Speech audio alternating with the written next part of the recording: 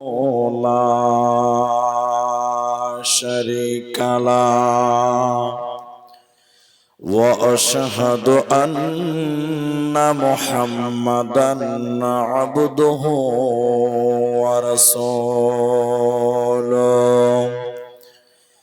أما بعد فإن أصدق الحديث كتاب الله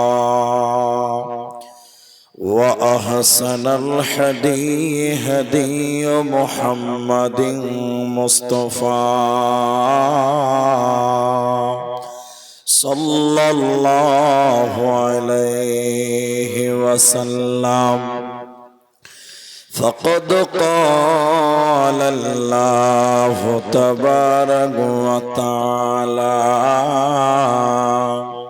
بسم الله الرحمن الرحيم إن إلينا إيابهم ثم إن علينا حسابهم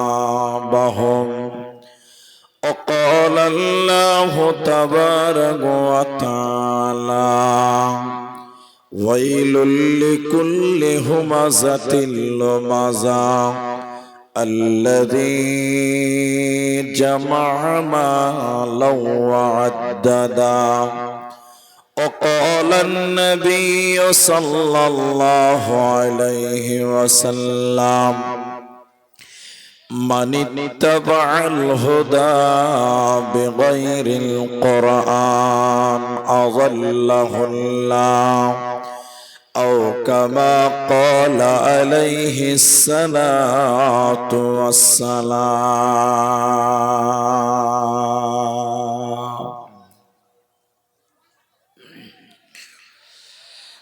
মানুষ কই যায় রে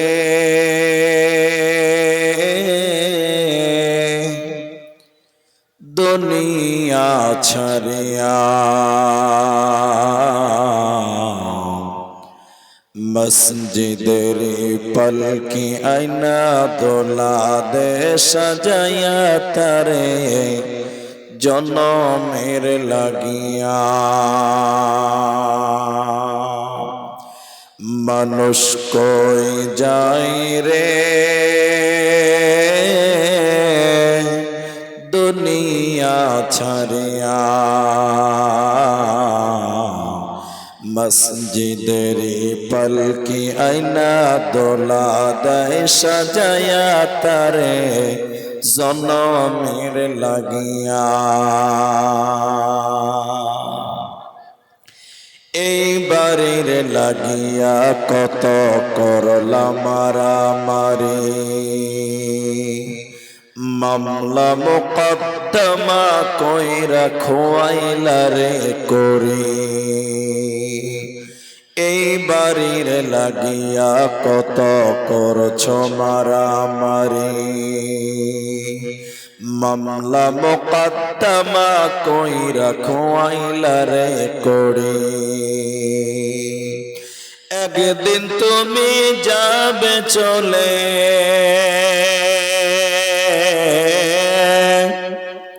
একদিন তুমি যাবে চলো সব কিছু ফেলিয়া মসজিদের পলকি আয়না দোলা দে সাজায়া তারে জনমের লাগিয়া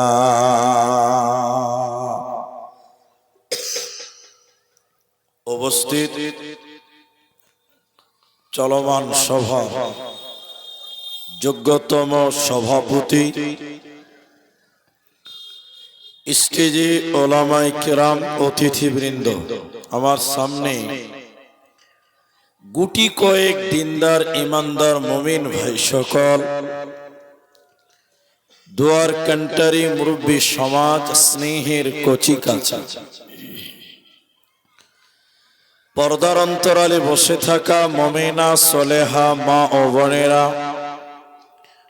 প্রাণ প্রিয় হরিগঞ্জ পাকুড় ঝাড়খণ্ডবাসী প্রশংসা সেই মহান মনিবের দরবারে যিনি আমাদেরকে এক মাদ্রাসা কেন্দ্রিক আয়োজিত মাহফিলে বসিয়ে কোরআন এবং হাদিসের কথা বলার, আপনাদের শ্রবণ করা যিনি তৌফিক ইনায়াত করেছেন, সেই মহান মনিবের দরবারে শুকরিয়া জ্ঞাপন করি। আমরা যে কয়জন আছি একবার বলি আলহামদুলিল্লাহ। দরুদ ও সালাম বর্ষিত হোক সরকারে কায়নাত তাজদারে মাদানী নবী কুল শিরোমণি ইমামুল আম্বিয়া নবী মক্কি নবী মাদানী নবী আহমদ নবী মুহাম্মদুর রাসূলুল্লাহ সাল্লাল্লাহু আলাইহি ওয়াসাল্লাম। मोहतरम भाइयों, अजीजों, नौजवान साथियों, আমি কোরআনুল কারীম 30 পারা সূরা গাসিয়া থেকে শেষের আয়াত তেলাওয়াত করেছি। কোরআনুল কারীম 30 পারা 104 নম্বর সূরা হুমাযা থেকে দুটি আয়াত তেলাওয়াত করেছি। হাদিসে নববী থেকে একটি মাত্র হাদিসের টুকরো পাঠ করেছি। উল্লেখিত আয়াত এবং হাদিসকে কেন্দ্রবিন্দুর মধ্যে রেখে আমি খুব সংক্ষিপ্তভাবে, খুব সংকীর্ণভাবে একটি বিষয় আপনাদেরকে বলবো। যদি আল্লাহ তৌফিক দেন তো আলাইহি তাওয়াক্কালতু ওয়া ইলাইহি উনীব। আপনারা যারা আছেন ভাই, আপনাদেরকে আর কষ্ট দেব না, শুধু একটাই কথা বলি যে আপনাদেরকে কিছু জিজ্ঞাসা করলে উত্তর দেবেন। একবার বলেন ইনশাআল্লাহ। কেন যে আপনারা যদি উত্তর দেন তাহলে আপনাদের বুঝতে সুবিধা, আমার বোঝাতে সুবিধা। আমি আপনাদের সামনে আজকে পরিস্থিতি পরিবেশের দিকে তাকিয়ে শুধুমাত্র কোরআন, অনলি কোরআনের ব্যাপারে কিছু তথ্য আপনাদের সামনে রাখবো ইনশাআল্লাহুল আজিজ। 24 ঘন্টার বুকে আসমানের নিচে জমিনের উপরে সবচাইতে বেশি যে কিতাবটা তেলাওয়াত করা হয়, ওই কিতাবের নাম কি একবার বলেন? কোরআন। কোরআন এত তেলাওয়াত হয়, পৃথিবীতে দ্বিতীয় আর কোন কিতাব নাই কোরআনের সমান তেলাওয়াত হয়। একবার বলুন সুবহানাল্লাহ। আবার কোরআনের বিরুদ্ধে পৃথিবীতে এত কিতাব লেখা হয়েছে, এত বই লেখা হয়েছে, অন্য কোন কিতাবের ব্যাপারে এত বিরুদ্ধে লেখা হয়নি যতটা কোরআনের বিরুদ্ধে কিতাব লেখা হয়েছে। কিন্তু কেন? কারণ অনেক আছে। বুঝতে হবে, মানুষ ওই গাছেই ঢেল দেয় যে গাছের আম বেশি ভালো, আর যে গাছের আম ভালো না কেউ কুড়োতেও যাবে না পড়ে থাকলে। ঠিক বললাম না? নাই বলে। তো কোরআনের বিরুদ্ধে কেন এত কিতাব? নিশ্চয়ই কোরআনে ব্যতিক্রম কিছু আছে যা অন্য কোন ধর্মগ্রন্থে নাই। তাই কোরআনের শত্রু বেশি, কোরআনের বন্ধু বেশি। বলুন সুবহানাল্লাহ। ঠিক বললাম তো? কিন্তু আপনি মুসলিম, আমি নিজেকে মুসলিম দাবি করি, মুসলমান। এখন আমরা কোরআনের কি জ্ঞান অর্জন করেছি বলেন? আমাদের কোরআন সম্পর্কে কোনো জ্ঞান আছে? নেই। আমরা কোরআনের ইতিহাস জানি না, কোরআনের অস্তিত্ব জানি না, কোরআনের হিস্টোরি জানি না, কোরআন পৃথিবীতে এলো কেন আমরা জানি না। অথচ মুসলমান হিসাবে, মুসলিম হিসাবে আপনাকে আমাকে কোরআন জানা দরকার। একবার বলেন, ছিল কি ছিল না? ছিল, কিন্তু আমরা কোরআন জানি না। চলেন এই কোরআনকে জিজ্ঞাসা করেন, হে কোরআন তুমি তোমার পরিচয় বলো, হে কোরআন তুমি তোমার ইতিহাস বলো, হে কোরআন তুমি কেন এসেছো, কোরআন তুমি তোমার পরিচয় দাও। কোরআনকে তার পরিচয় জিজ্ঞাসা করলে কোরআন নিজেই তার পরিচয় দিয়ে দিবে। আরেকবার বলেন একবার সুবহানাল্লাহ। কোরআন জবাব দিবে আপনার প্রশ্ন। চলেন কোরআনের কাছ থেকে কোরআনের ইতিহাসটা জেনে নেই। কোরআন তুমি পৃথিবীতে কোথায় এসেছিলে বলো, তুমি বলো কোন জায়গায় তোমার আগমন হয়েছিল, কোরআন তুমি বলো। কোরআন উত্তর দিচ্ছে, দেখেন বিসমিল্লাহির রহমানির রহিম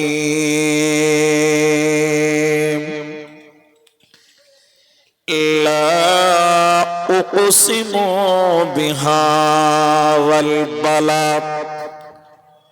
কোরআন বলছেন আমি দুইখানা শহর কেন্দ্রিক নাজিল হয়েছি বান্দা।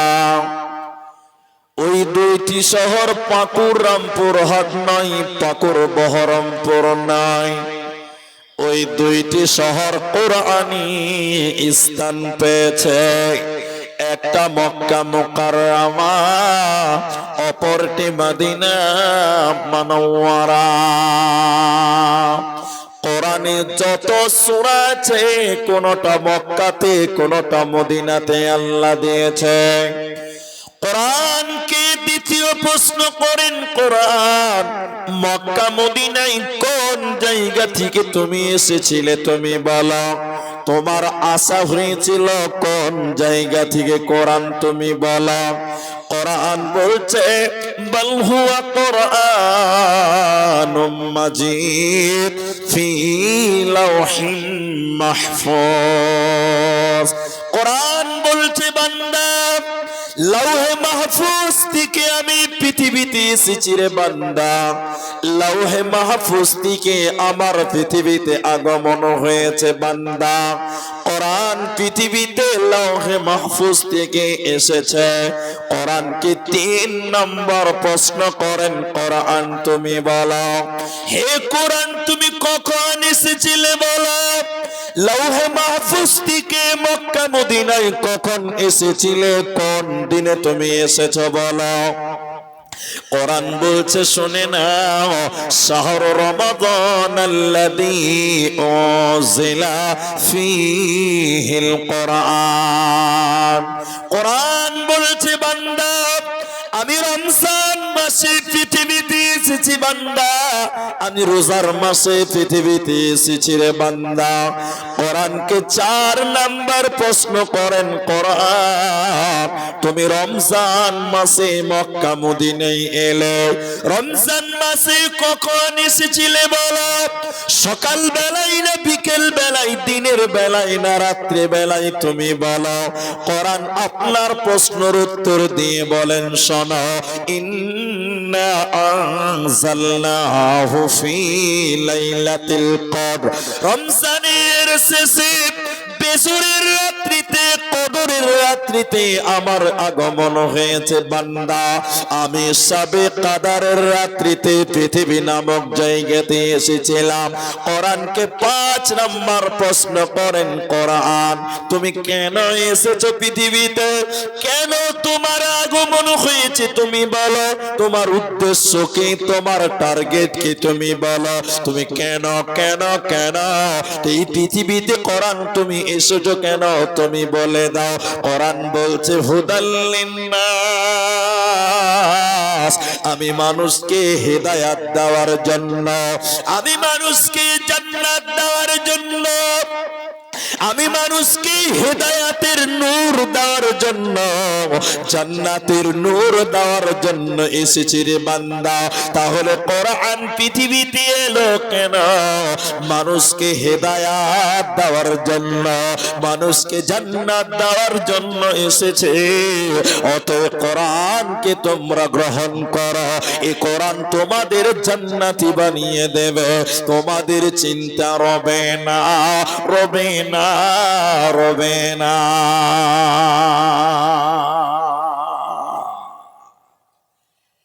এই কোরআন এসেছে হেদায়াতের জন্য, এই কোরআন এসেছে আপনাকে জান্নাতে দেওয়ার জন্য। এই কোরআন যদি মানুষ গ্রহণ করে, ওই মানুষকে এই কোরআন জান্নাতি বানিয়ে দিবে। একবার মুখ খুলে বলেন সুবহানাল্লাহ। আমরা কোরআনে জানি, শুধু তাই নয়, এই কোরআন শুধু আপনাকে জান্নাতি বানাবে পরকালে না, আপনার ঈমানকে বাড়িয়ে দিবে। এই কোরআন মানুষের ঈমান বাড়িয়ে দেয়। কোরআন সূরা আনফালের ২ নম্বর আয়াতের মাঝখানে আল্লাহ বলেন, ওয়া ইযা তুলিয়াত আলাইহিম যাদাতুহু আয়াতুহু যাদাতুহুম ঈমানা। আল্লাহর কোরআন বলেন, এই কোরআন দ্বারা তেলাওয়াত করবে, এই কোরআন যারা পাঠ করবে, তেলাওয়াত করবে, আমার আল্লাহ বলেন যাদাতুহুম ঈমানা, ওই লোকের ঈমান বাড়বে। কোরআন পড়বেন তো ঈমান বাড়বে। কিন্তু বলেন সবারই বাড়বে না, সবার বাড়বে না। মুমিনদের ঈমান বাড়বে, মুমিনদের, মুমিনদের। একটু মুখ খুলেন, কাদের বাড়বে বলেন, আপনারা বলেন। মুমিনদের। তো সবার বাড়বে না বলে কেন? এর কারণ আছে। এই রাস্তাতে দেখছেন টোটো চলছে না? টোটো, টোটো জি চলে, টোটো বলেন তো আপনারা? টোটোই বলেন। অনেক জায়গার লোক বলছে টুকটুকি, জি আমাদের দেশের লোক বলে পিলপিলি, পিলপিলি। এই টোটো নামে গাড়িটা ব্যাটারিতে চলে, পেট্রোল ডিজেল কিচ্ছু লাগে না, অত ব্যাটারি চার্জ করলে চলবে। জি ভাই, এখন আপনাদের এই হরিগঞ্জ বা ওই গন্ধাইপুর স্ট্যান্ডে একজনা ব্যাটারি চার্জ করছে, ব্যাটারি, ব্যাটারি ভালো করে বুঝুন, অনেকগুলো বড় বড় ব্যাটারি চার্জ করছে। এমন সময় এক খ্যাপা, মাথা মোটা, বুদ্ধি কম, পাগলা, ওই দোকানদারকে দেখে বলছে, ভাই ও ভাই, এই বড় বড় প্লাস্টিকে কি করছো ভাই? কত খ্যাপা দেখেন, ব্যাটারিকে প্লাস্টিক বলছে। তো দোকানি দেখছি খ্যাপা ছেলে, তো একে তো বুঝানো যাবে না। দোকানি তখন বলছে, এই প্লাস্টিকে কারেন্ট ভরছি রে, কারেন্ট ঢুকাচ্ছি, লাইট জ্বলবে, ফ্যান চলবে, টোটো চলবে, মাইক চলবে। খ্যাপা মনে মনে ভাবছে যে খ্যাপা, প্লাস্টিকেও কারেন্ট ঢুকা যায়? ও খ্যাপা হলে এটা ঠিক বুঝেছে যে প্লাস্টিকেও কারেন্ট ভরা যায়। তো দোকানি বলছে হ্যাঁ যায়। তোর খ্যাপা মনে মনে ভাবছে তাহলে আমার বাড়িটার অন্ধকার কেন থাকবে, আমার বাড়িতে প্লাস্টিক আছে।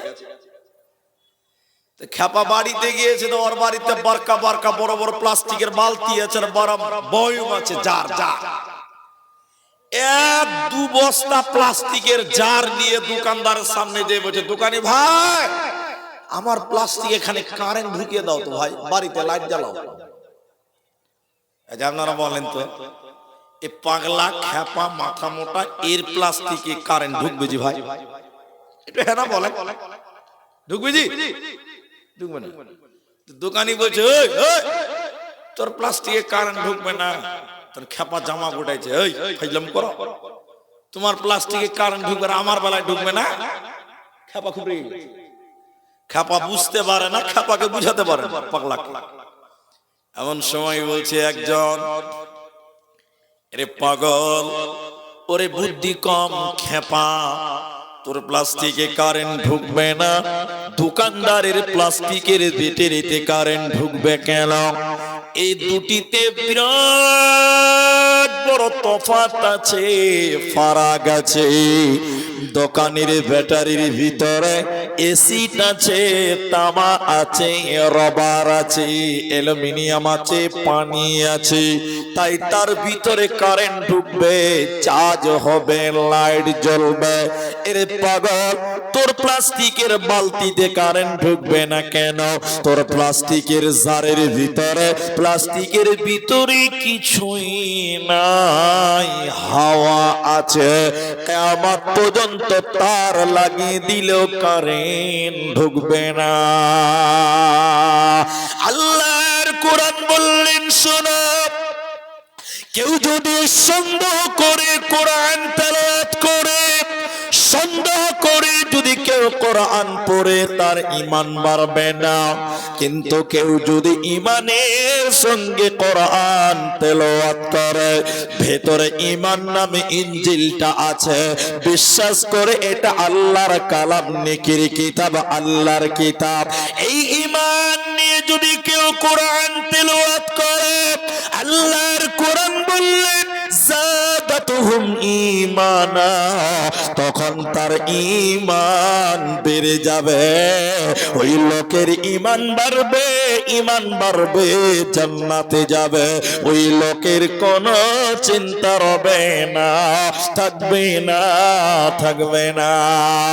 শুধু তাই নয়, হাদিসের ভিতর নবীজি বললেন, শোনো, কিয়ামতের দিন দুইটি আমল আল্লাহর কাছে সাক্ষী দেয়, দুটি আমল আল্লাহর কাছে সাক্ষী দিবে কিয়ামতের দিন।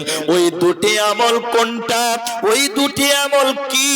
হে আমার মা, হে আমার বোন, আপনারা শোনেন। ওই দুটির ভিতরে একটার নাম কোরআন।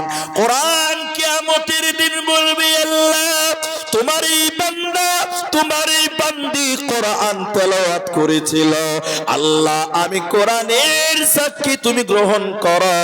আল্লাহ কোরআনের সাক্ষী গ্রহণ করবে, আর ওই লোককে আল্লাহ জান্নাতে দিবে। ওই লোকের চিন্তা রবে না, রবে না, রবে না। এরই নাম কোরআন। আল কোরআনের সৈনিক আমি, নেই তো পরাজয়, এক আল্লাহর গোলাম আমি, এ তো পরিচয়, আমার এ তো পরিচয়। আল কোরআনের সৈনিক আমি, নেই তো পরাজয়, এক আল্লাহর গোলাম আমি, এ তো পরিচয়, আমার এ তো পরিচয়। এই পৃথিবীর সবই নকল, এই দুনিয়ার সবই নকল, আসল কিছু নয়, এক আল্লাহর গোলাম আমি, এই তো পরিচয়, আমার এই তো পরিচয়। আল কোরআনের সৈনিক আমি, নেই তো পরাজয়, এক আল্লাহর গোলাম আমি, এই তো পরিচয়, আমার এই তো পরিচয়। ভাইয়া, তাহলে কোরআন সাক্ষী দিবে, কোরআন ঈমান বাড়াবে, কোরআন আল্লাহর পরিচয় দিয়ে দিলেন, আপনাকে পরিচয় দিয়েছে তার কোরআন। এবার চলেন, এর পরের পয়েন্টটা আরো গুরুত্বপূর্ণ। আপনি যদি একটু ধৈর্য ধরে বুঝতে পারবেন, কোরআন পড়লে নেকি হবে, এটা বুঝলেন? কোরআন পড়লে কি হবে একবার বলে? নেকি হবে। পৃথিবীতে আরো যত ধর্মগ্রন্থ আছে, কেউ বলেনি যে পড়লে নেকি হবে, কিন্তু কোরআন বলছে পড়লে নেকি হবে। কতটা নেকি হয়? নবী বললেন প্রতিটা অক্ষরে অক্ষরে 10 10 10 10 করে নেকি পাবে। বলুন সুবহানাল্লাহ। এখন যুক্তি তর্কের সঙ্গে একটা গল্প শোনাবো, গল্প না, প্রয়োজনীয় কথা। এখন অনেক মুসলমানদের গাড়িতে লেখা থাকে 786, দেখেছেন আপনারা? কেউ দেখেননি আপনারা? মুসলমানদের গাড়ির সামনে পেছনে লেখা আছে 786 786। দেখেছেন তো আপনারা? দেখেছেন। অনেক মুসলমানদের বাড়িতে মার্বেল পাথর করে বাইরে লেখা আছে 786 আছে। এমনও মসজিদ দেখেছি আমি, মসজিদের গেটে লেখা আছে 786। আমি কোন জালসার নাম বলছি না, এক জালসাতে গেটে ওইরকম লাইটিং কালারিং করে লেখা আছে 786। আমি বললাম ভাই 786 মানে কি? বলছে মুলি সাহেব তুমি এইটুকু জানো না, মানে কিছুই জানো না। বলছে বলেন, জানি না বলেই তো জিজ্ঞাসা করলাম। কইছে 786 মানে হলো বিসমিল্লাহির রহমানির রহিম। শুনেছেন? শুনেননি আপনারা? শুনেন, আপনাকে শোনাচ্ছি। বলে 786 আর বিসমিল্লাহ দুটো এক কি করে হলো? এটা একটা প্রশ্ন। কি করে হয়? বলে যুক্তি আছে। যুক্তিটা কি? বগদাদি কায়দা আল্লাহর 99টা নামের আগের পৃষ্ঠাতে দেখবেন নিচে আলিফ বাতা ছোট করে 2 লাইনে লেখা আছে। বগদাদি কায়দাতে আছে। আর দেখবেন লেখা আছে আলিফ, ওর একটা নাম্বার দেওয়া আছে, মনে করেন 1। বা ওর নাম্বার দেওয়া আছে 5। তা ওর নাম্বার দেওয়া আছে 3। সা ওর নাম্বার দেওয়া আছে 8। এরকম নাম্বার দেওয়া আছে। কথা বুঝতে পারলে? এবার বিসমিল্লাহ লেখে বা, সিন, মিম, আলিফ, লাম, এই যে চলছে। এখন এই অক্ষরগুলো বিসমিল্লাহ লেখার পর এবার অঙ্ক করছে। দেখ, বিসমিল্লাহ প্রথম অক্ষর কি? বা। বায়ের নাম্বার কত? ওই যে 3। তারপরে কি আছে? সিন। সিনের নাম্বার কত? 5। তাতে কি আছে? মিম। মিমের নাম্বার কত? 11। এরকম প্রত্যেকটা অক্ষর লিখেছে বিসমিল্লাহ, আর নাম্বার গুলো লিখে যোগ করে দিয়েছে, হয়ে গেছে 700। বলছে এটাই বিসমিল্লাহ। বলছে এটাই। যারা তাবিজ লেখে তারা এগুলো বেশি জানে। বলছে এটাই বিসমিল্লাহ। আচ্ছা বলেন, 786 আর বিসমিল্লাহ দুটো কোনদিন এক হবে? একবার বলেন হবে? হবে না। আশা করি হরিগঞ্জে আজকে গরু জবাই হয়েছে। হয়েছে কি হয়নি গো? এরা বলে না কথা হয়নি? আচ্ছা একটা লোক বলেন, বাস তাহলে খুশি হব। গরু জবাই করার দোয়াটা কে জানে? কে বলবেন? কি একজন আস্তে করে বলছে, ভয় লাগছে না কিছু? বিসমিল্লাহ, আল্লাহু আকবার, মাশাআল্লাহ মাশাআল্লাহ। এখন বলছে না 786টাই বিসমিল্লাহ। এদিকে দিকে দিকে দিকে। এখন কেউ যদি গরু জবাই করার সময় বলে দেখ দেখ দেখ 786 আল্লাহু আকবার,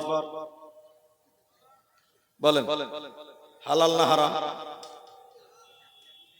বলছেন না না না না, ওই 786 বিসমিল্লাহ, ওই জন্য বলছে 786 আল্লাহু আকবার। বিহাই খায় আলাও গরুর মাংস, খুব মজা। তোর গুষ্টি মারিবে শালা। ফাইজলামি করছো কোরআন নিয়ে, হাদিস নিয়ে, বদমাশি করো। তাহলে 786 আর বিসমিল্লাহ দুটো কোনদিন এক হবে? জোরে বলেন, জোরে বলেন না। আচ্ছা কথাই কথাই তর্কের খাতিরে মেনে নিলাম যে 786টাই বিসমিল্লাহ। একবার মানেন, একবার মেনে নেন, 1 সেকেন্ডের লিখে। আচ্ছা কোরআন 786 যদি বিসমিল্লাহ হয়, তাহলে আউযুবিল্লাহর একটা নাম্বার হবে। বুঝতে পারছেন আমার কথা? হবে না? তাহলে আমার লাগবে না, আর লাগবে না। সূরা ফাতিহারও তাহলে একটা নাম্বার হবে, হবে না? এবার আমার দিকে দেখেন, এদিকে দেখেন, এদিকে এদিকে। একটা লোক নামাজ পড়ছে কায়দা করে, কি জানে? এদিকে দেখে দেখে 502 786 1,92,320 320 নামাজ হবে? বলেন নামাজ হবে? বন্ধুরা, বিসমিল্লাহ কোরআনের একটি মাত্র আয়াত নয়, প্রতিটা সূরায় বিসমিল্লাহ আছে। সূরা তওবাতে বিসমিল্লাহ নাই, কিন্তু কোরআনের আর একটা সূরাতে ডবল বিসমিল্লাহ আছে। তাহলে বিসমিল্লাহ বললে প্রতিটা অক্ষরে অক্ষরে পড়লে 10টা করে নেকি পাওয়া যাবে, আর 786 বললে নেকি তো হবেই না, উল্টো গুনাহ হবে, পাপ হবে, কোরআনকে অপমান করা হবে। তাহলে তোমরা তেলাওয়াত করো কোরআন, কোরআনের নামে বিকৃত করে 786 বলা লেখা চলবে না।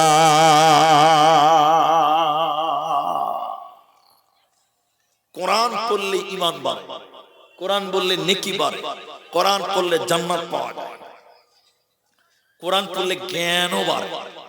কোরআন পড়লে কি বাড়ে বললাম? জ্ঞান বাড়ে। আচ্ছা, কোরআন পড়লে যে জ্ঞান বাড়ে এতে কারো সন্দেহ আছে? একটা লোক বলেন যে আমার সন্দেহ আছে, নাই। কেন নাই? দেখবেন মাদ্রাসার তালিবে ইলমেরা একটু বেশি চালাক হয়। ঠিক বলছি তো ভাই? কেন বলুন তো? ওরা কোরআন পড়েছে। আমি স্কুলের ছেলেদেরকে অপমান করছি না, নাউজুবিল্লাহ, আস্তাগফিরুল্লাহ, না, ওটা আমার উদ্দেশ্য না। কিন্তু কোরআন পড়লে নেকি হবে না, জ্ঞানও বাড়বে। এই জন্য কোরআন তেলাওয়াত করো। আল্লাহ বলেন সূরা বাকারা সূরা নাম্বার 2 পারা নাম্বার 2 রুকু নাম্বার 21 লাইন নাম্বার 9 আয়াত নাম্বার 177 এর মাঝখানে আল্লাহ বলেন ওয়াল কিতাব, আমার যত কিতাব আছে, আল্লাহ বলেন তাওরাত বলেন, ইনজিল বলেন, জাবুর বলেন, কোরআন বলেন। আল্লাহ আমি বুঝাবার জন্য একটা বলি, ওয়াল কিতাব বামানা ওয়াল কোরআন। আল্লাহ বলেন এই কোরআনের উপরে তোমাদের ঈমান রাখতে হবে যদি তোমরা জান্নাতি হতে চাও। একবার আমি অনুরোধ করে বলছি, সবটি লোক মুখ খুলবেন, কেউ বাদ যাবেন না। আচ্ছা বলেন তো, এই কোরআনে কোনো ভুল আছে? যারা চুপচাপ বসে আছেন তার মানে ভুল আছে নাকি? জোরে বলেন, কোরআনে কোনো ভুল আছে? নেই, এই কোরআনে কোনো ভুল নেই। আল্লাহ বলছেন এই কিতাবটার উপরে তোমরা বিশ্বাস করো, ঈমান রাখো। কেন? কেন? তিনটি কারণ আছে, আমি দুটি বলি, দেখেন। মক্কার কাফেরেরা, মুশরিকেরা কোরআনের উপরে ঈমান রাখতো না।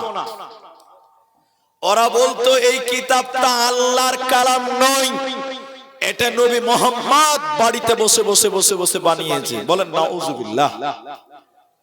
আচ্ছা বলেন, এই জন্য মক্কার কাফেরেরা নবীকে বলেছিল নবীজি কবি হয়ে গেছে, কবি। আর কোরআনকে বলেছিল কবিতা। নবীকে বলেছিল কবি, কোরআনকে বলেছিল কবিতা। এটা আল্লাহর কালাম মানত না, তারা বলতে এটা নবী মুহাম্মদ বাড়িতে বানিয়েছে। আরেকবার বলেন নাউজুবিল্লাহ। কবি কেন বলে? আপনারা কবি নজরুলের নাম শুনেছেন? শুনেছেন তো? হ্যাঁ বলেন। রবীন্দ্রনাথের নাম শুনেছেন, ধীরেন্দ্রনাথের নাম শুনেছেন, এদেরকে কবি বলে। আর কবিতা কাকে বলে? যদিও আপনারা ঝাড়খণ্ডের মানুষ, আমার বাংলা হয়তো বুঝতে পারবেন। কবিতা বলে আতা গাছে তোতা পাখি ডালিম গাছে, এটাকে কবিতা বলে। আর ওদেরকে কি বলে? কবি বলে। কবি তো জি ভাই, না না না, যারা লিখেছে ওদেরকে কবি বলে। তো ওটা আমি বললাম। তো নবীজিকে তারা বলতো কবি, আর কোরআনকে বলতো কবিতা। কেমন কবিতা? একটু আপনারা আমার দিকে কর্ণপাত করে শুনে বুঝতে পারবেন। আমি পুরোটা বলছি। ইন্না আ'তাইনাকাল কাউসার। বলেন শেষের অক্ষরটা কি আছে? র র র। আলিফ বাতে কি আছে? র। শেষের অক্ষরটা? দ্বিতীয় নম্বর আয়াত ফাসাল্লি লিরাব্বিকা ওয়ানহার। শেষের অক্ষরটা কি আছে? র আছে। বলুন সুবহানাল্লাহ। 3 নম্বর আয়াত ইন্না শানিআকা হুয়াল আবতার। শেষে কি আছে? র। বলুন সুবহানাল্লাহ। কোরআনের কত মিল। ওয়াশ-শামসি ওয়া দুহাহা ওয়াল কমারি ইযা তালাহা ওয়ান-নাহারি ইযা জাল্লাহা ওয়াল-লাইলি ইযা ইয়াগশাহা ওয়াস-সামাই ওয়া মা বানাহা ওয়াল-আরদি ওয়া মা তাহাহা ওয়া নাফসিন ওয়া মা সাওয়াহা ফাআলহামাহা ফুজুরাহা ওয়া তাকওয়াহা ক্বাদ আফলাহা। সবশেষে হা হা হা।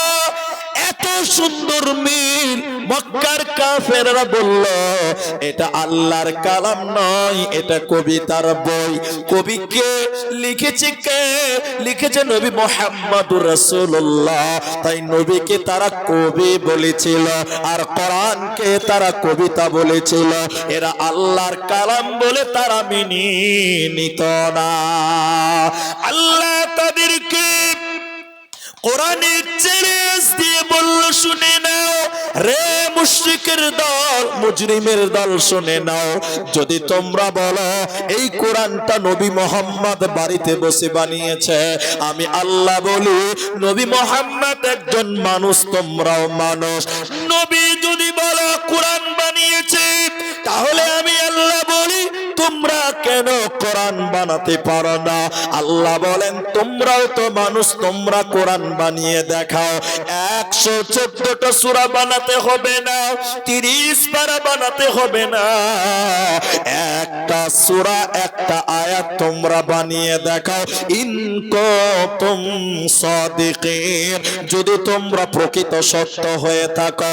পৃথিবীর কেউ কোরআন বানাতে পারে না, ভবিষ্যতেও কেউ পারবে না, এরই নাম কোরআন। আল্লাহ তাবারাক ওয়া তাআলা বলেন এই কোরআনের উপরে তোমাদের ঈমান রাখতে হবে, এরই নাম কোরআন।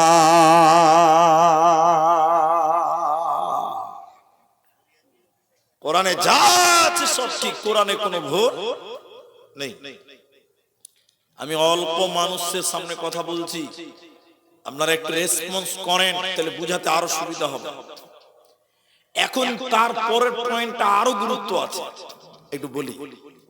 আচ্ছা, কে কে কোরআন পড়তে পারেন একটু হাত তুলবেন, কষ্ট পাবেন না, হাত তুলে। জি মাশাআল্লাহ, নামান। 5 থেকে 10টা লোক হাত তুললেন যে কোরআন পড়তে পারে, আর যারা হাত তুললেন না তারা পারেন না, এটা বুঝে নিলাম, বাস আর হাত তুলতে হবে না। কিন্তু পারেন না ঠিক আছে, ওটা কোনো অসুবিধা নাই। আপনি পারেন না, আপনারও সুসংবাদ আছে, আপনারও ভালো খবর আছে। যারা পারেন না বলে মুনি স্যার কোরআন পড়তে পারি না, তাও ভালো খবর বলে আছে। কিন্তু দুঃখ কোন জায়গাতে জানেন? কিছু লোক কোরআন তো পড়তে পারেই না, কিন্তু কোরআন ওয়ালা মুলবিদেরকে দেখতেও পারে। আছে না ভাই? এরা বলে না কথা নাই? ওর পেটে যদি বোম মারা হয় তো কোরআনের আলিফ বাটি বের হবে না, অথচ মুলবিদের বিরুদ্ধে বলে। এরকম লোক হয়তো গন্ধাইপুর বা হরিগঞ্জে নাই, কিন্তু আমাদের দিকে অনেক আছে। মুলবি দেখতে পারে না, উস্তাজি দেখতে পারে না। একবার মুখ খুলে বলেন আপনাদের দিকে আছে জি? আচ্ছা, তাহলে এবার আপনাকে একটা কবিতা শোনাবো, খুব ভালো লাগলো। আল্লামা দেলোয়ার হোসেন সাঈদী, আমার আব্বাজানেরই নাম, তিনি বলছিলেন কবিতাটা আমি আপনাকে বলছি। এক পণ্ডিত লোক, দার্শনিক লোক ফারাক্কাতে গেছে, নদীতে, ফারাক্কা নদীতে গেছে ঘুরতে, বা বড় কোনো নদীতে গেছে ঘুরতে। আচ্ছা বলেন, পণ্ডিত লোক, ওর মুখ বন্ধ থাকবে? এরা বলে না কথা কি থাকবে? ও তো pack pack pack pack pack pack করে অল টাইম বকে, খালি ঘুমের টাইম বাদে। তো নদীতে নৌকাতে উঠেছে, যে নৌকাতে একটু নদীটা ঘুরে দেখবো, তো আর মুখ তো আর বন্ধ থাকে না, তো সময়টা কাটবে কি করে? তো এই মাঝিকে ডেকেছে, বন্ধু লাগাচ্ছে, মাঝি। মাঝি তখন বলছে জি ভাই। বলছে তুমি বিজ্ঞান বুঝো? বিজ্ঞান বিজ্ঞান বিজ্ঞান। আচ্ছা বলেন, একটু বলেন, যে লোক নৌকা চালায়, লা চালায়, ও বিজ্ঞান বুঝতে পারবে? এরা বলে না কথা, বুঝতে পারবে জি? ও তো কোন রকম করে আমি না চালিয়ে খায়, আমি লেখাপড়া করিনি ভাই, ওগুলো আমাকে জিজ্ঞাসা করে। দার্শনিক হাসছে, আহ আরে বেকার আদমি, তো জীবনটা চেহারা নাই নিছে, মানুষের জীবন কয় আনা একবার বলেন? 16 আনা। কয় আনা? 4 আনা চলে গেল, থাকলো কয় আনা? 12 আনা। ফের খানিকক্ষণ পর দার্শনিক জিজ্ঞাসা করছে, মাঝি সায়েন্স জানো? সায়েন্স? আচ্ছা আপনি বলেন, যে নৌকা চালায় মূর্খ লোক, ও সায়েন্স বুঝতে পারবে? বলেন বলেন। ও বলছে, ভাই আমি মাদ্রাসায়ও যাইনি, মসজিদেও যাইনি, স্কুলেও যাইনি, লেখাপড়া করিনি ভাই। ওই সায়েন্স টাইন্স এটা কি খাওয়ার জিনিস না পড়ার জিনিস আমি ভাই জানি না। তুই খালি হা হা হা হা হা আহ আহ আহ আহ আহ খুব হাসলে, আনন্দ দিচ্ছে। দে বলছে, মাঝি রে তোর জীবনটা আরো 4 আনা নিচে, তাহলে 4 4 8 আনা গেল, 16 থেকে 8 আনা চলে গেল, থাকলো কত? 8 আনা আছে। ফের খানিকক্ষণ পর মাঝিকে বলছে দার্শনিক, মাঝি ইতিহাস বুঝো? ইতিহাস? মাঝি বলছে, এইবার বুঝেলি? বলছে, কি বুঝলি? কইছে, আমি বিয়ে করেছি আমার শ্বশুর বাড়ির নদীর ধারে, তা আমার শাশুড়ি মা আমাকে রাজহাঁস রান্না করে খেলিয়েছিল, ওইটাই কি ইতিহাস? আপনারা যেমন হাসলেন, দার্শনিক আহ আহ আহ আহ আহ। এই মাঝি রে তোর জীবনটা আরো 4 আনাই নিচে, তাহলে কতটি আছে ভাইয়া? 4 আনা আছে। 12 আনা শেষ, 4 আনা আছে। এই করতে করতে নদীর মাঝখানে, ফারাক্কা নদীর মাঝখানে নৌকাটা চলে গেছে। এমন সময় কালো মেঘ আর ঝড় বাতাস, পানি ঠাই ঠাই ঠাই, আর বিজলি চমকাচ্ছে, হাওয়া বাতাস। দেখেন দেখেন দেখেন, নৌকাটা এরকম ড্যান্স করছে, ডুববে ডুব অবস্থা। তখন দার্শনিক বলেন, আর হাসতে পারবে? এতক্ষণ খুব হাসছিল, আর হাসতে পারবে? দার্শনিক ভয়ে কাঁপতে কাঁপতে কাঁপতে কাঁপতে আস্তে করে মাঝির কানের কাছে যেয়ে বলছে, মাঝি নৌকা ডুববে নাকি জি ভাই? এবার মাঝি শুরু করেছে, দেখেন দেখেন এদিকে দেখেন, ভূগোল জানো, বিজ্ঞান জানো, সায়েন্স জানো, আর্টস জানো, ইতিহাস জানো, বাংলা জানো, হিন্দি জানো, ইংলিশ জানো, উর্দু জানো, সাঁতার জানো বাবু?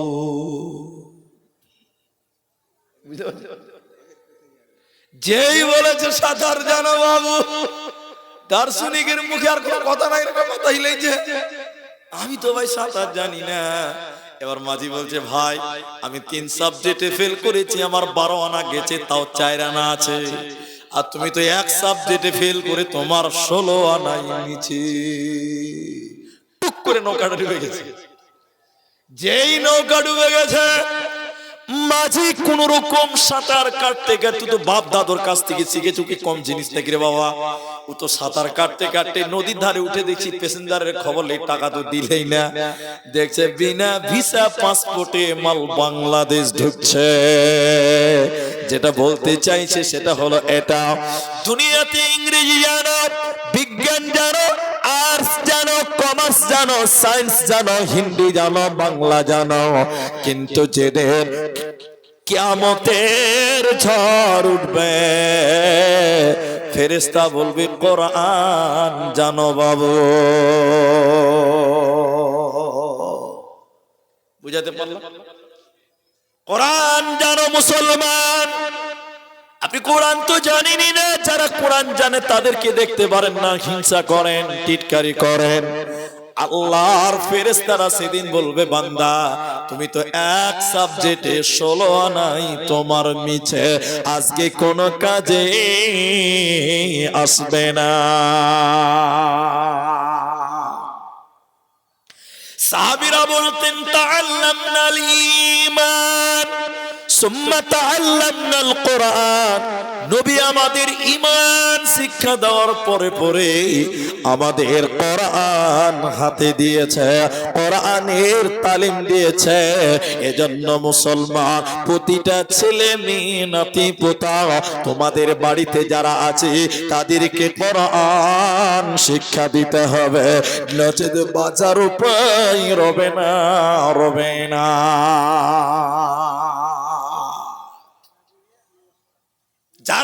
কোরআন পড়তে পারেন না, তাদের জন্য এবার ভালো খবরটা শুনেলেন মা আমার।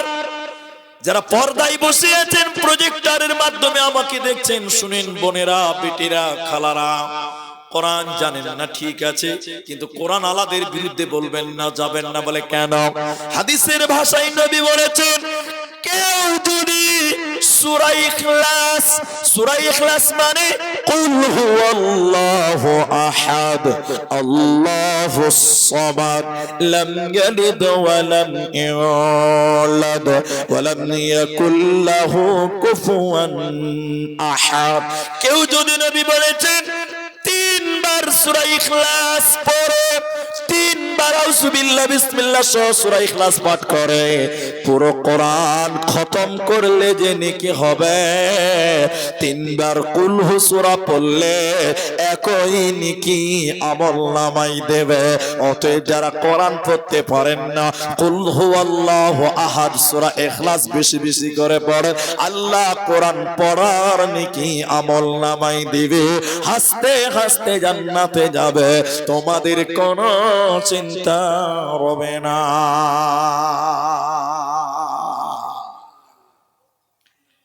এখন একটা প্রয়োজনীয় কথা বলবো, একটা হাদিস পড়ব। প্রয়োজনীয় কথাটা কি? এদিকে দেখেন। আপনারা সবাই জানেন যে আসামে এনআরসি হয়ে গেছে, এটা আপনারা জানেন।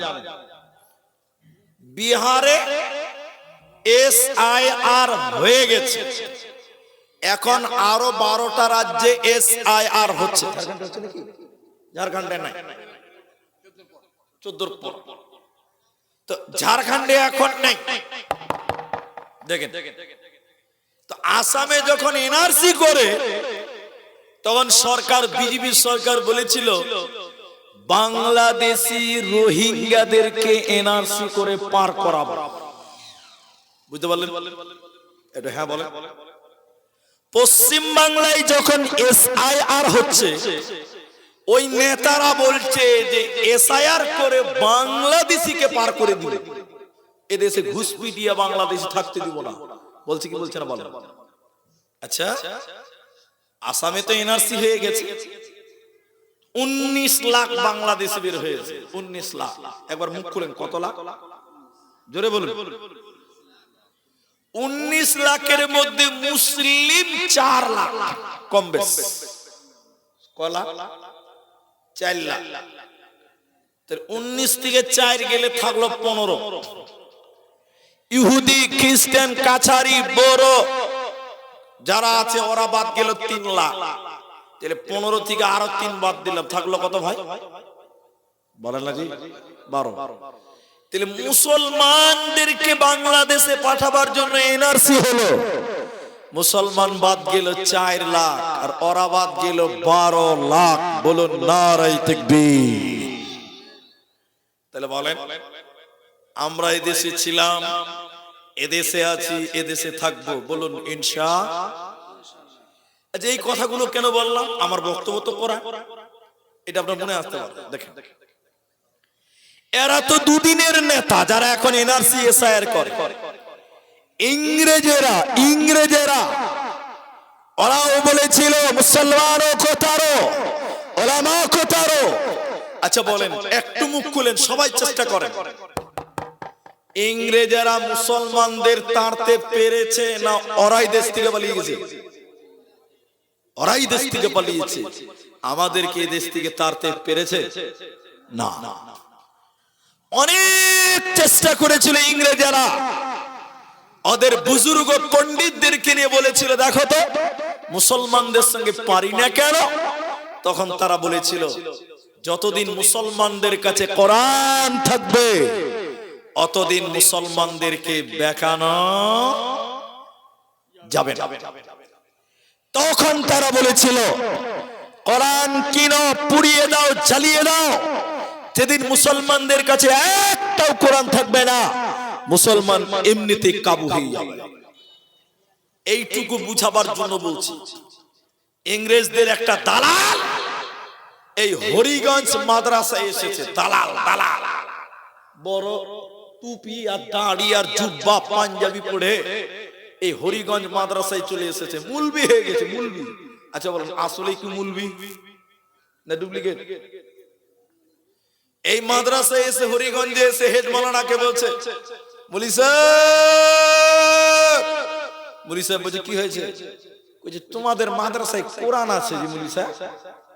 আচ্ছা আমি যদি এখন হরিগঞ্জ মাদ্রাসায় যে বলি ভাই আপনাদের মাদ্রাসায় কোরআন আছে, তো হেড মুলবি বলবে যে তা আপনার মাথায় কি গোবর আছে নাকি?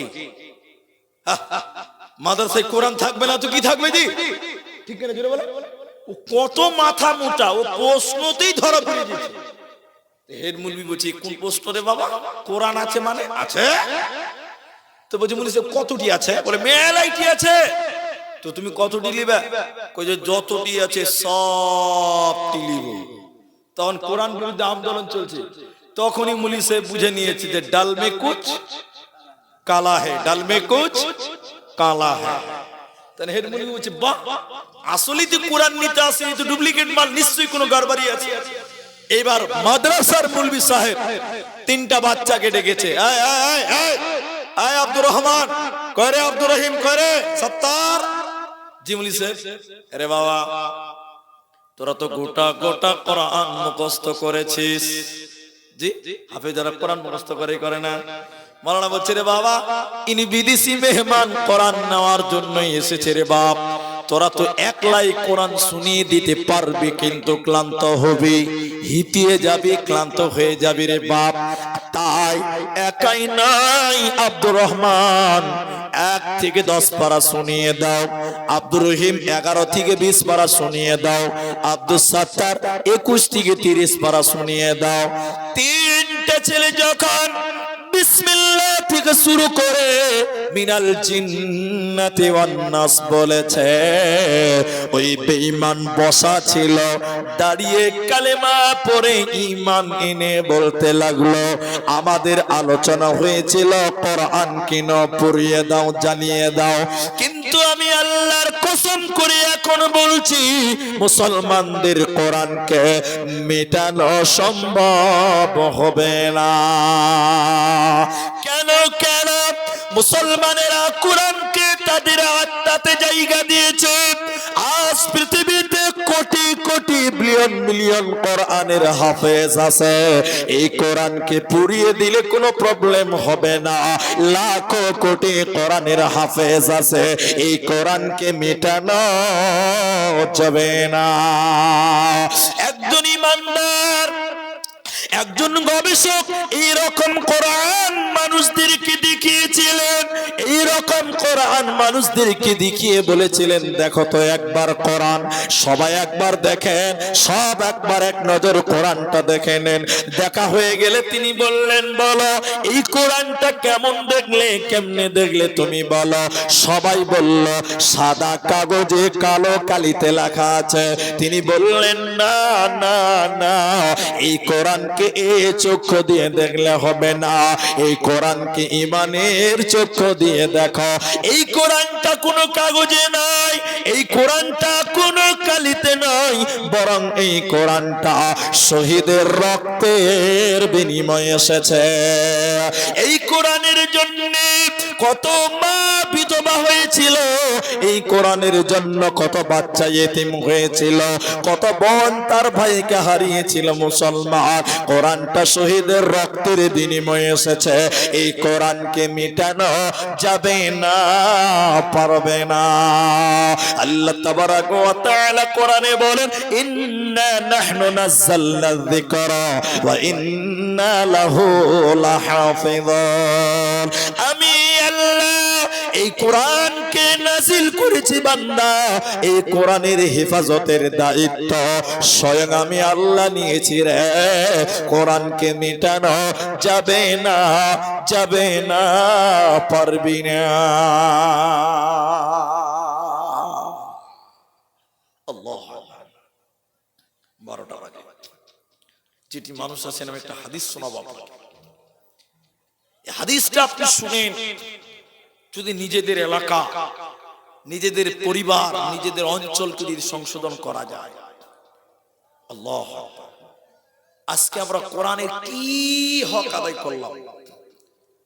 সাহাবায়ে কেরাম এই কোরআনের জন্য জীবন পর্যন্ত দিয়েছে, জীবন পর্যন্ত। হযরতে আব্দুল উজ্জা ঘটনাটা আমি সম্পূর্ণ বলছি না। গামছা পড়েছিলেন, গামছা মানে উলঙ্গ হয়ে গেছিলেন, উলঙ্গ।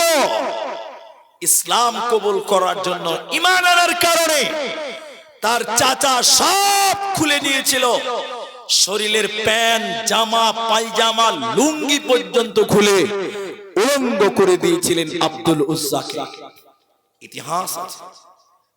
আব্দুল উজ্জা এটা কম্বলকে ফেড়ে দুই টুকরা করে, এক টুকরাকে গামছার মতন আর একটাকে তাওয়ালের মতন, মাপলাটের মতন শরীরে দিয়ে রাতের অন্ধকারে কাঁদতে কাঁদতে মক্কা ছেড়ে মদিনা চলে এসেছিলেন। আব্দুল উজ্জা ছিলেন বড়লোক, ইসলাম কবুল করার কারণে গরীব হয়ে গেল, মসজিদে বসে আছে। এই কথাটাই শুধু আপনাকে শোনাবো, বাস, আর লম্বা করব না। দেখেন, ঈমান আনলেন, মদিনায় চলে এলেন, গরীব হয়ে গেলেন। নবীজি একদিন বললেন, ও মদিনার লোক, কোরআনকে বাঁচাবার জন্য যুদ্ধে যেতে হবে। যার কাছে জামাল আছে এনে মসজিদে জমা করো। আমি দান চাইছি না, আল্লাহর কসম। সাহাবীরা সবাই কম বেশ দিলেন। কেউ বললেন আমার যা সম্পত্তি আছে অর্ধেক দিলাম, কেউ বলছে 2 ভাগ দিলাম, কেউ বলছে 3 ভাগ দিলাম। হযরতে আবু বকর সব দিয়ে দিয়েছিলেন। উসমান যত লোক যুদ্ধে যাবে অর্ধেক লোকের দায়িত্ব নিলেন। কিন্তু আব্দুল উজ্জা কম্বল গায়ে দিয়ে মদিনায় এসেছে, কিচ্ছু দিতে পারছে না। দেবে কি? কিছুই তো না। যদি পাছাটা খুলে দেয় তো পাছা খালি, শরীরের কম্বলটা দিয়ে দিলে শরীরটা খালি, তো দেবে কি? সবাই দিচ্ছে কিন্তু ওর মন মানছে না। একবার উঠছে বসছে, উঠছে বসছে। কোরআনের জন্য কিচ্ছু দিতে পারে না। অনেকক্ষণ পর নবীর সামনে আব্দুল উজ্জা গিয়ে দাঁড়ালেন। নবীজি বললেন, আব্দুল উজ্জা তুমি এখানে কেন? কিসের কারণে এসেছো? তোমার তো কোনো টাকা পয়সা, মাল দৌলত নাই, তো তুমি এখানে এসেছো কেন? এখানে তারাই আসবে যারা দান করবে, তো তুমি কি দিবে বলো? আব্দুল উজ্জা তখন বললেন, ইয়া রাসূলুল্লাহ, সবাই কোরআনের জন্য, ইসলামের জন্য, কোরআনের জন্য দান করলো, আমারও মন চাইছে আমি যেন কিছু দেব। তো দেব কি? কিছুই তো নাই। কিন্তু নবী গো, অনেক চিন্তা ভাবনা করে দেখলাম এখনো আমার কাছে একটা জিনিস আছে, আমি ওটাই দিতে চাই। নবী বললেন, কি দিবে? এবার আব্দুল উজ্জা বললেন, হুজুর এখনো বেঁচে আছি, মরে যাইনি। জিহাদের জন্য আপনি আমার নাম লিখে নেন, জিহাদের ময়দানে এই কোরআনের জন্য আমি আমার জীবন খানা বিলিয়ে দিয়ে আল্লাহর কোরআনকে পৃথিবীতে কায়েম রাখতে চাই। নবীজি তার নাম লিখলেন, যুদ্ধে যাচ্ছেন। নবীজি এরকম দোয়া করলেন, যাও। আব্দুল উজ্জার দোয়া করছেন নবীজি, আল্লাহ আব্দুল উজ্জার রক্ত বেঈমানদের জন্য হারাম করে দিলাম, কেউ মারতে পারবে না। আব্দুল উজ্জা চিৎকার দিয়ে কেঁদে উঠলেন, নবী গো, কোরআনের জন্য জীবন দিব, জান কালা দিয়ে জান্নাতে যেতে চাই, আপনি উল্টো দোয়া করলেন কেন? নবী বললেন, আব্দুল উজ্জা রে, ইসলামের জন্য, কোরআনের জন্য, ঈমানের জন্য তুমি যা ত্যাগ স্বীকার করেছ, তোমাকে শহীদ হতে হবে না। তুমি বাড়িতে জোরেও মারা গেলে আল্লাহ শহীদের মর্যাদা তোমাকে দিবে। ইতিহাস আছে। আমার মা, তারা কোরআনের জন্য স্বেচ্ছায় জীবন দেওয়ার জন্য অগ্রসর হয়েছে। আপনি কি করলেন বলেন? আপনি কি করলেন কোরআনের জন্য? আমরা কোরআনের জন্য কিছু করতে পারি না। আমার ভাইজান, আমার বাপজানেরা, যেটি মানুষ আমার সামনে পাখির মতন বসে আছেন, আপনি কি করলেন কোরআনের জন্য? এবার আপনি বলো। কোরআন ওয়ালাদের সম্মান দেননি, কোরআনকে সম্মান দেননি, অথচ রাসূলুল্লাহ সাল্লাল্লাহু আলাইহি ওয়াসাল্লাম বললেন এই পৃথিবীতে দামি কারা? এই দুনিয়াতে সবচেয়ে দামি হলো তারা। নবী বলেন খায়রুকুম মান তাআল্লামাল কোরআন ওয়া আল্লামাহু আও কামা ক্বাল। নবী বললেন সবচেয়ে ভালো সে যে নিজে কোরআন শিখলো এবং অপরকে শিক্ষা দিল। এই লোকটা নবী বলছেন আমার নজরে সবচাইতে ভালো।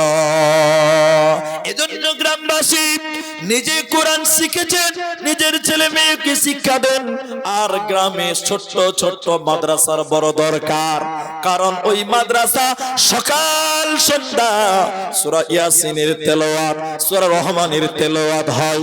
যে গ্রামে সকাল সন্ধ্যা কোরআন তেলাওয়াত করে ওই গ্রামে আল্লাহর রহমত বর্ষণ হয়।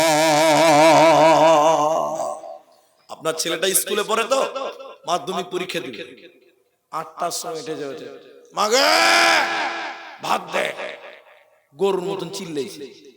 এবার ভাত দিয়েছে, মা মাধ্যমিক দিবে কত শখ, যে মা ডিম সিদ্ধ করেছে, ডিমের অমলেট করেছে, মাংস করেছে, ভাত দিয়েছে, খেতে বসছে, না আছে বিসমিল্লাহ, না আছে আলহামদুলিল্লাহ।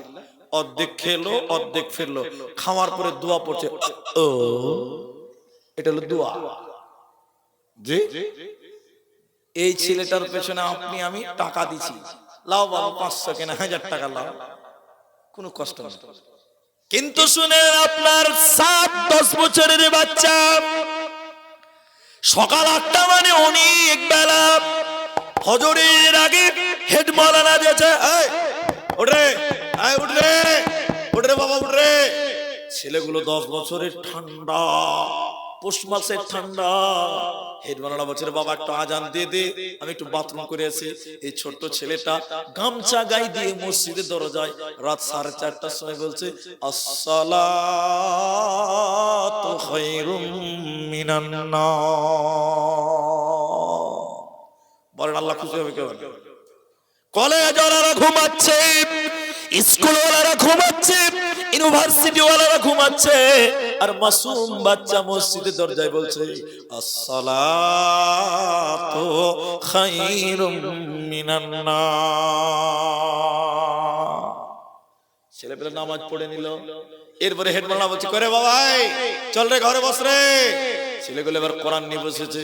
আর রহমান আল্লামাল কোরআন ইয়াসিন আল কোরআনিল হাকিম।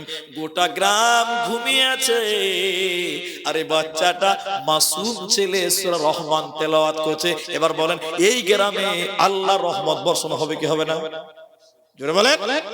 অবশ্যই হবে। এই ছেলেটাকে আল্লাহ মাফ করবে। আল্লাহ কত খুশি হবে গ্রামের প্রতি, এলাকার প্রতি, মাদ্রাসার প্রতি, আপনাকে বুঝাতে পারবো না। এজন্য মুসলমান কোরআনকে কায়েম রাখতে গেলে ছোট ছোট মাদ্রাসা প্রতিটা গ্রামে সকাল সকাল ছেলে পেলে পড়বে। এজন্য প্রতিটা গ্রামে কোরআনের বাগান, মাদ্রাসার বড় প্রয়োজন আছে। ভাইয়া সেই মাদ্রাসার জন্য এখানে যেটা মানুষ আছেন, আমি আপনাদের কষ্ট দেব। আমার বড় ভাই আব্দুল আউয়াল সাহেব 1 ঘন্টা বক্তব্য দিয়ে চলে গেছেন। উনি 1 ঘন্টার লোক নয়, উনি 2.5 ঘন্টার লোক। উনি 2.5 ঘন্টার লোক চলে গেছে। পরিবেশ ভালো না, অল্প কিছু লোক আছে। আমি আপনাদের 12:30 অবধি বসতে বলছি, আপনারা কেউ উঠবেন না। বলুন একবার ইনশাআল্লাহ, বলুন ইনশাআল্লাহ। আপনারা কোরআনের জন্য থাকবেন ইনশাআল্লাহ। হাদিসটা বলে এই বাগানটার বড় প্রয়োজন, একটু হাত বাড়াবো। কেউ উঠবেন না, চলে যাবেন না। আমার মায়েরা 12:30 অবধি বসেন, কেউ চলে যাবেন না, উঠবেন না। হাদিস কি বললাম? মানিত্তাবাল হুদা বিগাইরিল কোরআন আদাল্লাহুল্লাহ দাল্লা ইউদিল্লু বাবে ফাল। আল্লাহর নবী বলেন কেউ যদি কোরআন বাদ দিয়ে অন্য কোথাও হেদায়াতের জন্য যায়, ও তো হেদায়াত পাবে না, বরং আল্লাহ নিজে তাকে গোমরাহ করবে, আল্লাহ নিজে তাকে জাহান্নামী বানাবে। এজন্য কোরআনকে আপন করে নাও, কোরআনকে জীবন সঙ্গী বানিয়ে নাও, কোরআনকে আমলের জিনিস বানিয়ে নাও। মরার পর জান্নাত হবে, তোমার চিন্তা রবে না, রবে না। আর যদি কোরআনকে না মানেন, কোরআনকে নিজের সঙ্গী না বানান, মরার পর কি হবে? মরার পর কি হবে?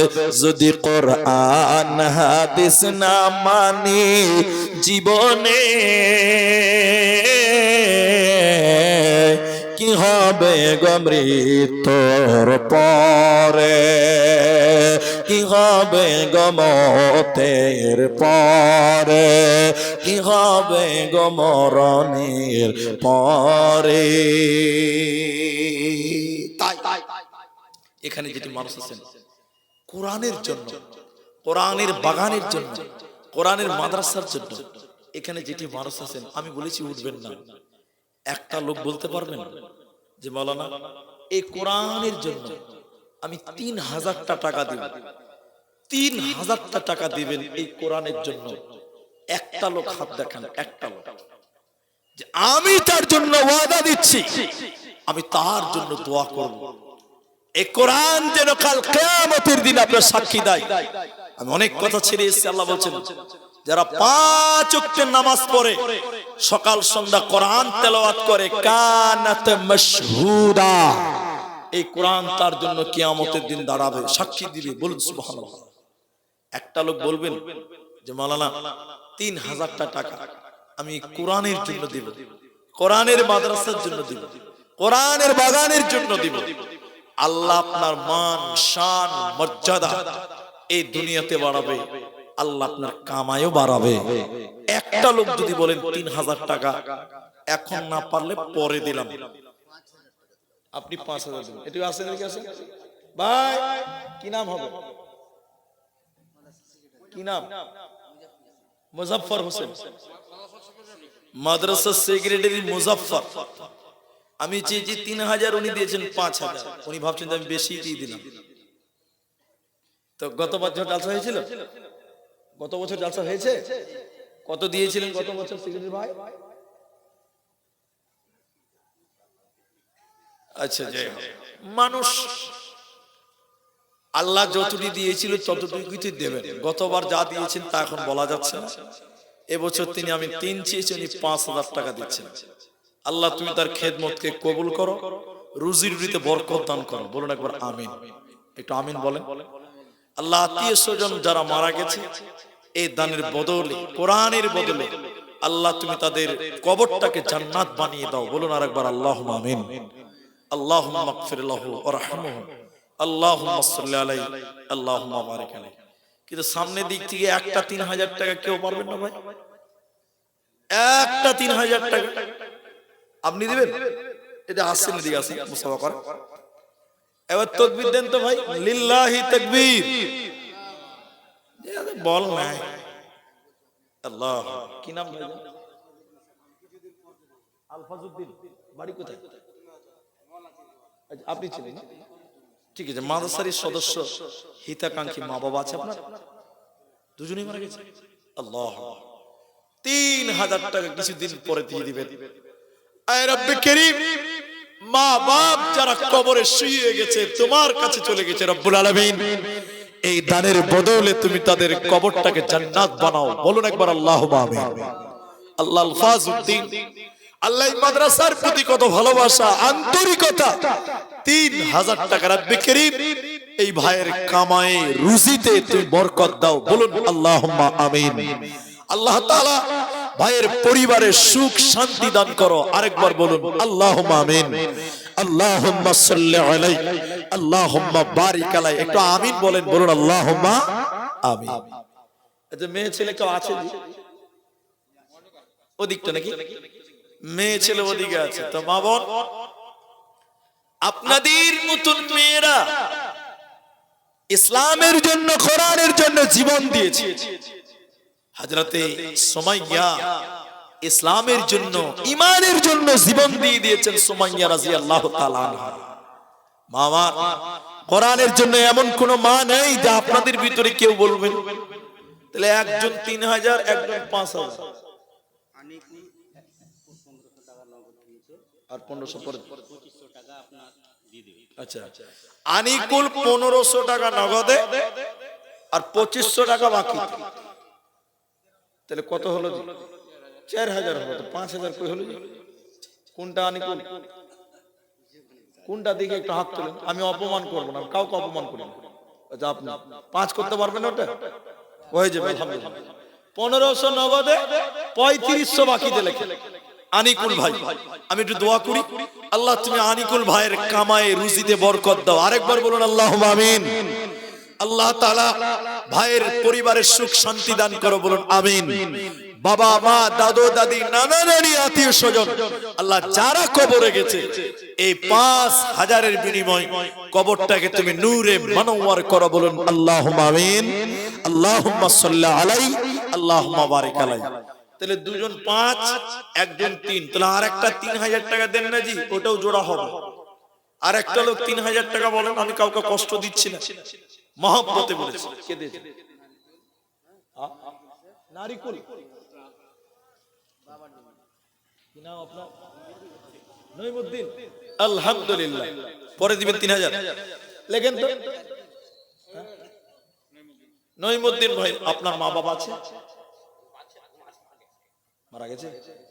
আরে নঈমুদ্দিন সাহেব, আল্লাহ গভীর রাত, আল্লাহ 12:30টার কিছু আগে 3000 টাকা নঈমুদ্দিন আল্লাহ তাআলা মা বাপ তোমার কাছে জমা। আল্লাহ তুমি তাদের জীবনের গুনাহ খাতাকে maaf করো। একটু জোরে বলুন আল্লাহুম্মা আমিন। আল্লাহ ভাইয়ের আশা উদ্দেশ্যকে তুমি পূর্ণ করো, আয় রব্বুল আলামিন। কামায়ে রুজিতে বরকত দাও। আরেকবার বলুন আল্লাহুম্মা আমিন, আল্লাহুম্মা আমিন, আল্লাহুম্মা। এটা কে দিয়েছে? তারিকুল শেখ, 1000 টাকা। বাবার জন্য দোয়া চেয়েছে। তারিকুল মারা গেছে, আমি দোয়া করছি। একটু থামুন ভাইজান, 12:30 অবধি বসতে বলেছিলাম। আপনাদের ধৈর্য যথেষ্ট ধৈর্য, কিন্তু এই 12 মিনিট টাইম আপনারা উঠবেন না। 12 মিনিট আল্লাহ রাস্তা উঠিয়ে, আমি একটু দোয়া করব, চলে যাবেন না ভাই। তাহলে দুজন 3000, দুজন 5000, একজন 1000। কি নাম ভাই? ওয়াকিউর রহমান। কি কাজ করেন আপনি? দিলে মালদায় থাকছে। আচ্ছা আচ্ছা, তো ওয়াকিউর রহমান ভাই কত? 3 কত? আলহামদুলিল্লাহ। তো দাদু দাদি ফ্যামিলির জন্য ওয়াকিউর রহমান ভাই, এদিকে দেখেন, এদিকে, তিনি 50,000 টাকা ঘোষণা করলেন। একবার তাকবীর দিন, লিল্লাহি তাকবীর। আল্লাহ দাদু দাদি যারা মারা গেছে, আয় রব্বুল আলামিন, এই দানের বদলে তুমি তার কবরের শাস্তিকে maaf করে কবরটাকে তুমি জান্নাত বানিয়ে দাও, বলুন আল্লাহুম্মা আমিন। ভাই আমার মালদাতে থাকেন, আল্লাহ ভাইয়ের শরীর স্বাস্থ্যকে তুমি ভালো রাখিও, বলুন আরেকবার আল্লাহুম্মা আমিন। আল্লাহ ভাইয়ের কামায়ে রুজিতে তুমি বরকত দিও, বলুন একবার আল্লাহুম্মা আমিন। আল্লাহুম্মা সাল্লি আলাইহি, আল্লাহুম্মা বারিক আলাইহি। তারিকুল, আচ্ছা উনারই আব্বা, আল্লাহ গো 1000 টাকা দিয়েছেন। আল্লাহ দোয়া চেয়েছেন তার বাপের জন্য, মানে ওর দাদুর জন্য। আল্লাহুম্মা গফির লাহু ওয়ারহামহু ওয়াসাব্বিতহু, আল্লাহুম্মা গফির লিহাইয়িনা ওয়া মাইয়িতিনা। আল্লাহ তাআলা দানের বদলে তুমি যারা মারা গেছে রব্বুল আলামিন, তুমি তাদের কবরটাকে জান্নাত বানিয়ে দাও, বলুন আমিন আমিন। কত আছে? সাবির উদ্দিন। কোনটা সাবির উদ্দিন? নাই আছে জি, এখানে আছে সাবির উদ্দিন আছেন জি, হাত তোলেন। থাকুন মুসাফা দেখাটা করবে, দেখতে তো পাবো চেহারা খান। নাই, 5000 টাকা দিয়েছেন সাবির উদ্দিন। 3 নাম্বার 5000 টাকা। আল্লাহ সাবির উদ্দিন ভাইয়ের মনের আশাকে তুমি পূর্ণ করো। দোয়া শুনে আমিন বলবেন, বলুন আমিন। আল্লাহুম্মা সাল্লি আলাইহি, আল্লাহুম্মা বারিক আলাইহি। সাবির উদ্দিনের মাতা পিতা, দাদু দাদি, নানা নানি, আল্লাহ প্রতিবেশী আত্মীয় স্বজন যারা কবরে গেছে, তুমি তাদেরকে maaf করে দাও, কবরটাকে নূরে মানওয়ার করে দাও। আমিন আমিন আমিন।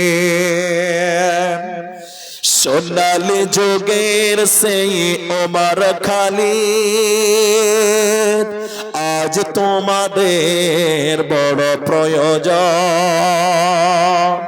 তোমাদের অভাবেতে ধরণীতে আজ চলছে জালিমের নিপীড়ন। আজ তোমাদের বড়